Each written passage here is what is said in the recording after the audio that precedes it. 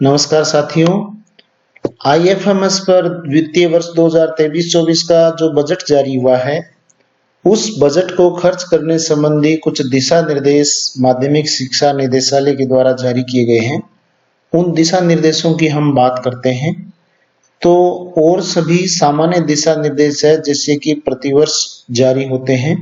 कुछ विशिष्ट जो दिशा निर्देश है केवल उनके बारे में ही हम चर्चा करेंगे। तो उनमें सबसे पहला जो दिशा निर्देश है वो ये है कि गत वर्ष की भांति ही संवेतन, यात्रा व्यय और भवन किराया, ये तीन ऐसे मद हैं जिसमें वास्तविक व्यय के आधार पर व्यय करने के लिए डीडीओ अधिकृत होंगे।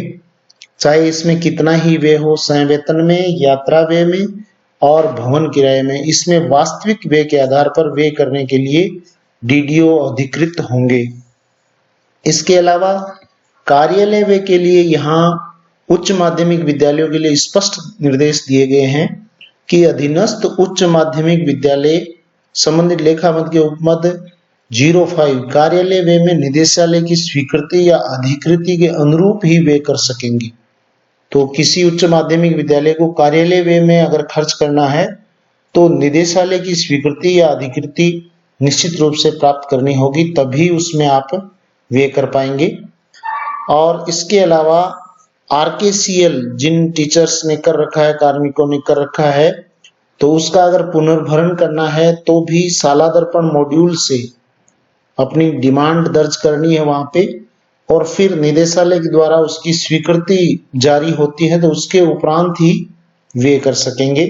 और इसी तरीके से वर्दियां और प्रयोगशाला में भी सालादर्पण पर निर्धारित मॉड्यूल में पहले मांग की जाएगी और उसके पश्चात ही उस मांग के अनुसार अगर स्वीकृति मिलती है तभी आप उसमें खर्च कर पाएंगे। तो यहाँ ये जो बिंदु है वो विशेष रूप से ध्यान देने योग्य है।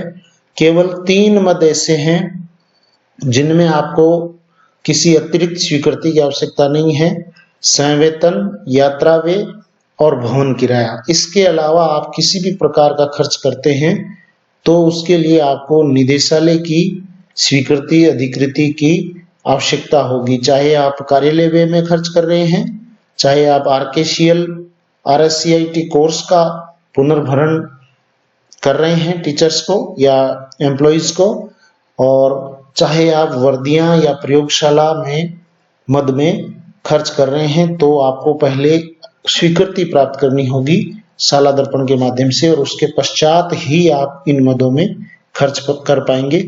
बाकी सामान्य दिशा निर्देश हैं। एक जो इसके अलावा है कि वाहन, जो जिन कार्यालयों में वाहन की स्वीकृति है तो वहां पे नवीन लेखा मद किया गया है, और इसके अलावा प्रत्येक माह में समानुपातिक रूप से व्यय किया जाए। तो ये सामान्य दिशा निर्देश हैं। जो विशिष्ट दिशा निर्देश थे उनके बारे में हम चर्चा कर चुके हैं। तो आपने इस वीडियो को अंत तक देखा, इसके लिए धन्यवाद। जय हिंद, जय भारत।